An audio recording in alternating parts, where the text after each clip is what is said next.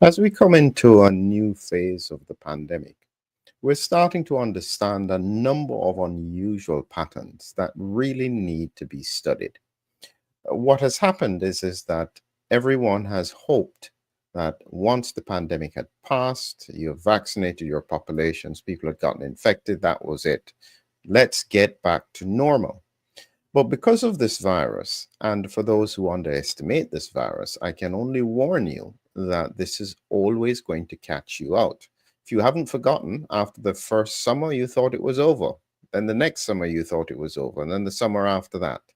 This is not a normal virus. That's all I can say without getting into trouble. But when we look at what is happening, we now need to do an analysis on the post pandemic transitions. So, I'm going to be talking about this paper, Incidence of Respiratory Infections After the COVID-19 Pandemic, 2023 to 2024, and its association of vaccination among entire population in Korea. My goodness, what would we do without Japan and Korea doing the hard work? Because they are clearly interested in population health, which is why, after you have had a major pandemic, you have used novel technology, you have a novel virus, you should want to understand what implications this has for the health of your population. And if you don't, it really is very concerning.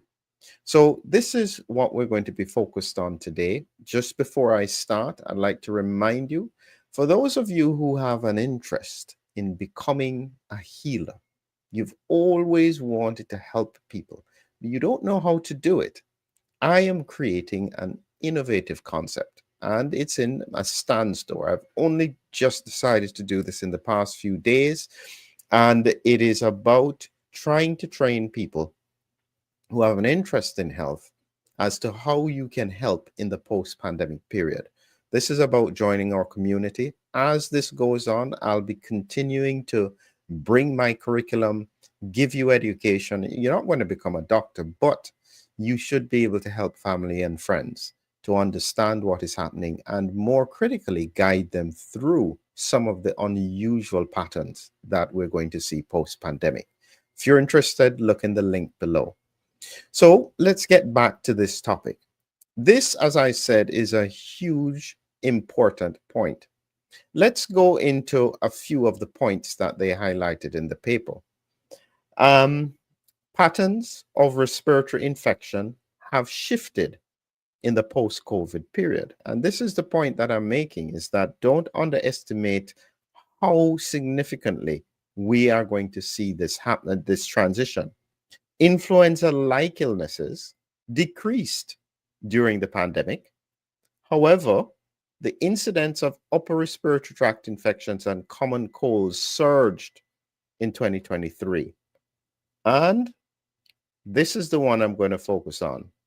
COVID-19 vaccination greater than 4 doses was associated with lower risks of lung infections and pertussis, or influenza-like illness and pertussis. Now, how in the world does that make sense? And we're not talking about a slight decrease. We're talking about a huge decrease. But get this, so follow this. Highly vaccinated region in Korea, they are finding that the people who have had more than 4 doses are protected against pertussis, where the number of cases has dropped significantly.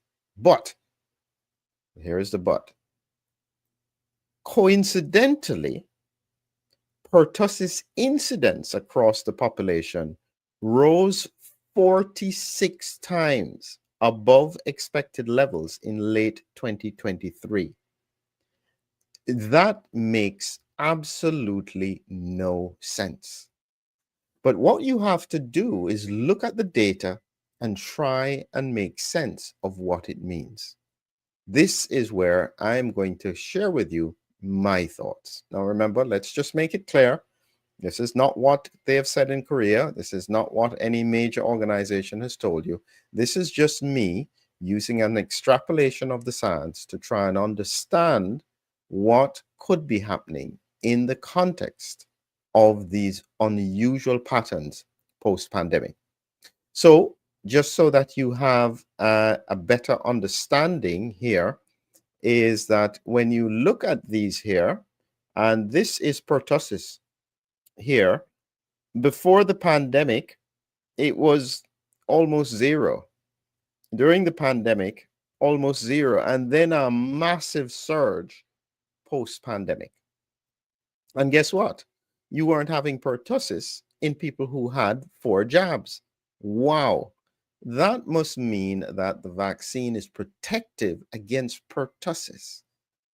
Okay, I'll follow along to understand what I'm saying. Now, there's another important thing that is here that is quite relevant, and it's to do with, I'm trying to see if I can get my screen aligned for you, and that's to do with tuberculosis.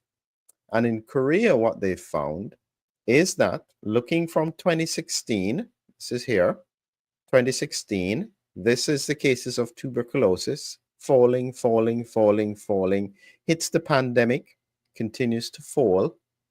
Post-pandemic, this is January 21, suddenly it flattens, levels off, and starts to stay stable. So this represents an increase. What is going on? As I said before, you have on this side, pertussis has a 46-fold rise post-pandemic, and TB is also rising significantly as well. Something is not right. And when you look at pneumonia cases and some of the other things that are happening, they are falling lower than expected, so to speak, except, say, for instance, a common cold, which showed a significant surge afterwards. Something strange is going on. Okay, now this is where I will take you to my thoughts. Actually, before I do, there's one other point that I want to make here, is that in one of the tables here, they were looking at the study population and the vaccine status. And they were comparing here to the 4th dose, 3rd dose, 2 doses. This is a problem in my mind.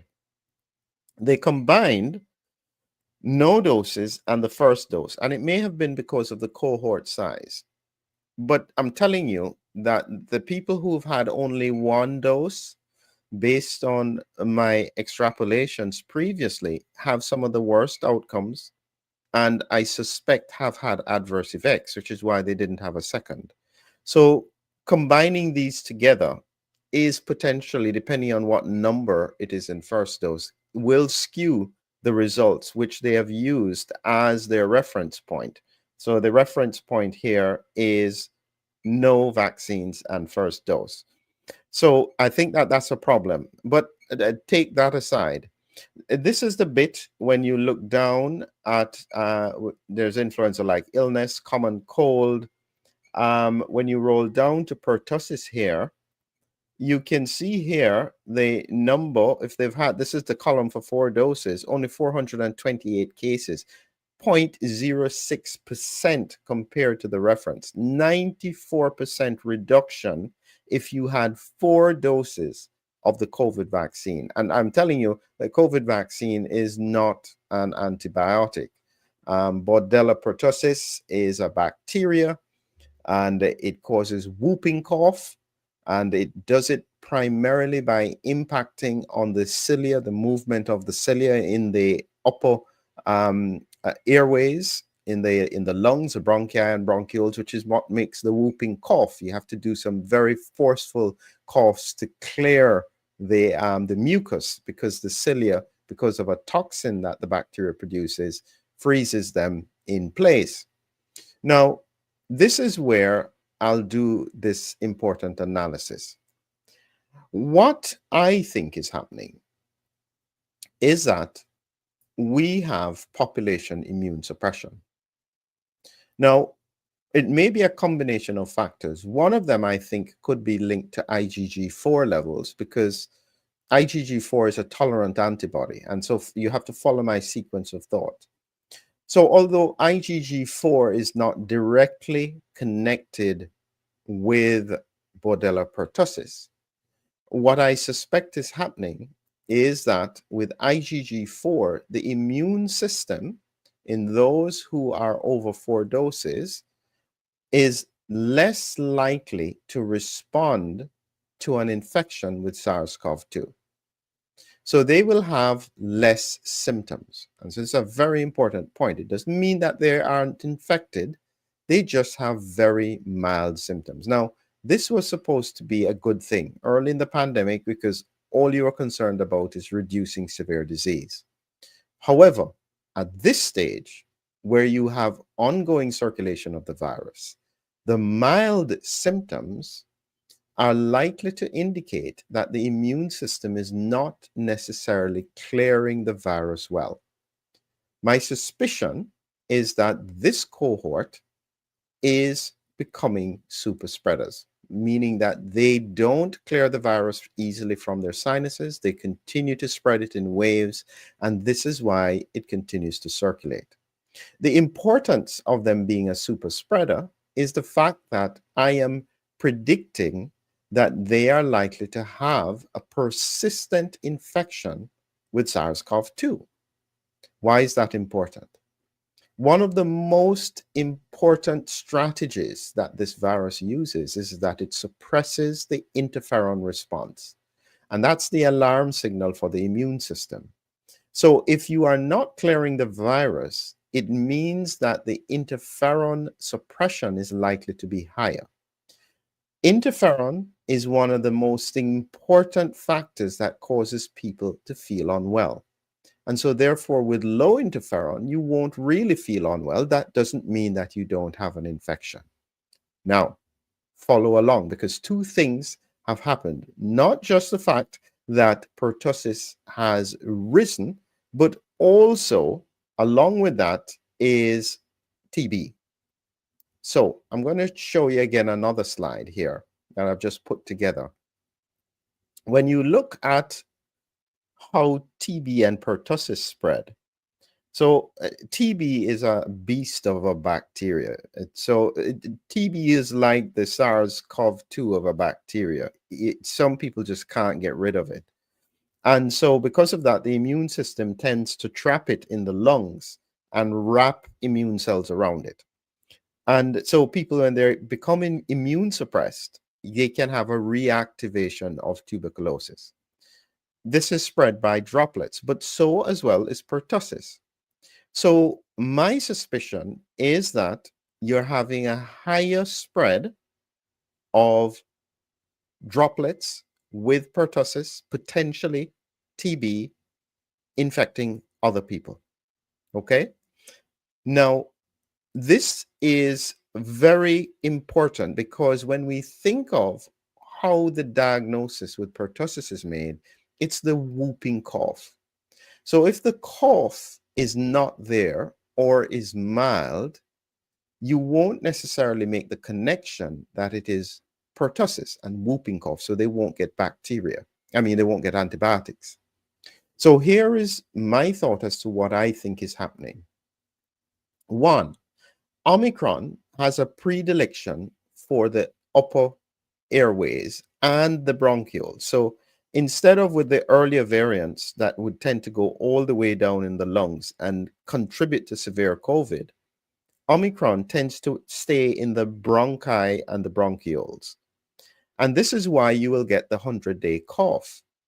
So what I think has been happening is that instead of people having a whooping cough, they have had a milder, persistent cough, more like a smoker's cough. It's just there all the time. They're just coughing and coughing. And this is what we saw with Omicron. And my suspicion is that we're having an overlap of symptoms here, where instead of the full-blown symptoms, you get subclinical disease. And this is why I think in the over 4 vaccinated, we are seeing a significant fall off in their cases, their diagnosis, but alongside that, a 46% rise in pertussis. I suspect that we're having silent spreaders. That's what's going on. And it raises a really important question. In the past, there was a lot of pressure on the unvaccinated cohorts because they were putting everybody at risk. I am now concerned that we have a cohort of vaccinated who have a low immune response with low interferon production, some degree of immune suppression, persistent infection, who may therefore be a risk to everyone around them. If that is the case, we need to help them. We need to identify who they are, treat the associated infections so that they get better, and critically, they don't put other people around them at risk. This is big stuff. And the problem for public health will be they would have to acknowledge that they have potentially created a problem that now needs to be addressed. Nobody wants to do that. And at the moment, all we're getting is silence. The question is, what do you do in the context of this information? It's a lot to put together. And so it's just a reminder, if you want to join the community where we are going to be exploring this kind of thing, come along. And the community isn't free, but the Root Healer orientation guide is, so that you can see what we're talking about. Because this is the kind of situation where you need the community to help. If you see somebody who has a chronic cough, they're not a smoker, your knowledge about this may be able to help them to know that this is something that needs to be addressed. It may be just the guidance that they need to see their doctor. Maybe they need a course of antibiotics. Maybe they need extra vitamin D, something to help with the interferon. Maybe they need to hum, good old-fashioned humming. If you understand these things, you can then become an advocate for them, to help them. And this is what is needed more than ever. People who have an interest, who have a passion, who are able to communicate well, and who can understand basic, not necessarily complex science. If you can understand what I'm talking about here, you will understand what I'll be putting together.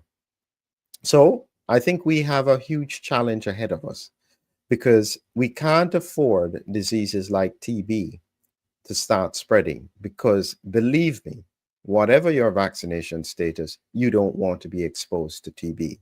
It is one of the most difficult bacteria that the immune system can face. And as I said, for most people, the immune system can't even get rid of it, and it locks it away into tiny granulomas in the lung because it can't get rid of it. That's the kind of thing that we need to address, and very quickly, because nobody seems to be talking about it, even though the implications could be so serious. So as I said, like, subscribe, comment, look at the link for the STAN community, and let me know what you think. Have a great evening.